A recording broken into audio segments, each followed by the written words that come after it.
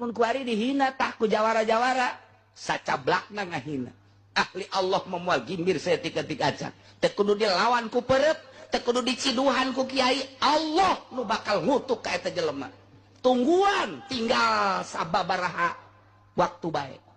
Poe, bulan, tahun, beukeun mun teringsak nu jana. Ji itulah sangat. Tiba lagi tiap ngalawan wali-wali Allah mah nyanana nu raringsak. Neringsak pokokna mah. Tilok dilawan, antepkeun bae. Emang kunaon kitu ge? Teu kuat. Ya nama loba senjatana. Dilawan cicing bae, ngadoa ulah. Suan kiai teu meunang ngadoa lantaran ngadoa batal. Batal ka kiaianana.